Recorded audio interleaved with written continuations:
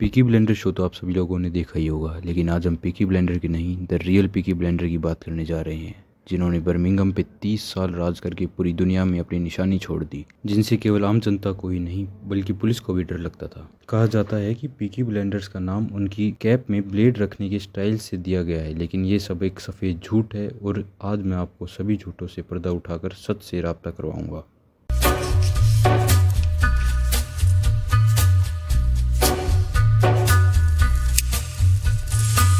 इस कहानी की शुरुआत होती है 1881 से, जब 12 से 17 साल के बच्चे पिक पॉकेटिंग और रॉबरी जैसे क्राइम करने लगे। धीरे धीरे इन इंडिविजुअल्स ने अपनी गैंग बनाकर स्मगलिंग और सोल्टिंग भी स्टार्ट कर दी। बढ़ते क्राइम को देखकर अपर क्लास के कहने पर पुलिस ने गैंग को मारना स्टार्ट कर दिया, लेकिन गैंग अब इतनी स्ट्रॉन्ग हो चुकी थी कि अब उन्हें रोकना बहुत मुश्किल हो चुका था और गैंग ने मिलकर पुलिस ऑफिसर पे ही हमला कर दिया।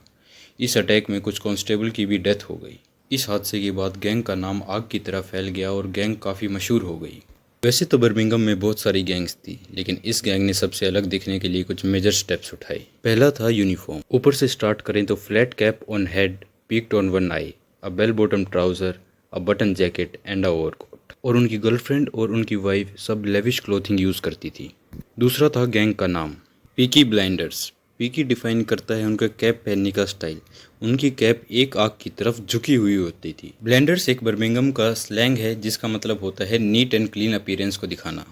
तीसरा था उनके weapons. They mainly use belt buckles, metal tips boots. जूतों के आगे उन्होंने शार्पन मेटल डलवा रखा था, knives and after a time revolver came. साल 1890 से शुरुआत होती है पीकी ब्लेंडर्स के नए दौर की। The gang was headed by Thomas Gilbert. Year 1891 में gang send a letter to newspaper जिसमें उन्होंने अपनी सारी क्राइम्स की रिस्पॉन्सिबिलिटी ली थी। अब पीकी ब्लाइंडर का सोसाइटी में एक डर और रुतबा बन गया था। Here comes the first gang rival of Peaky Blinder in which Blinder clashed with the Cheapside Sloggers. लड़ाई ज़मीन कंट्रोल करने पे थी और इस लड़ाई को जीत कर पीकी ब्लाइंडर लैंड अपने नाम कर लेती है। After this they got huge fame and they expanded their business, और you can say they expanded their crime. Like अब वो land grab, fraud, smuggling and they also started taking protection money. इसी बीच पीकी ब्लाइंडर्स ने police भी अपनी side कर ली थी और अब उनके सामने कोई भी नहीं था। दूसरी गैंग्स थी, लेकिन उनका नेटवर्क पीकी ब्लाइंडर्स के सामने कमज़ोर पड़ रहा था।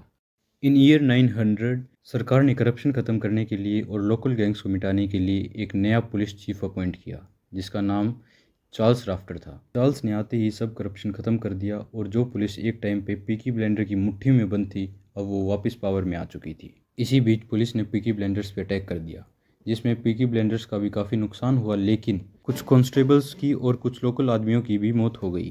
अब पीकी ब्लाइंडर्स को काफ़ी नुकसान का सामना करना पड़ रहा था, इसलिए उनके लीडर थॉमस गिलबर्ट ने प्लान बनाया कि अब वो सिटी छोड़कर कंट्री साइड शिफ्ट हो जाएंगे और वहीं से अपना बिजनेस ऑपरेट करेंगे।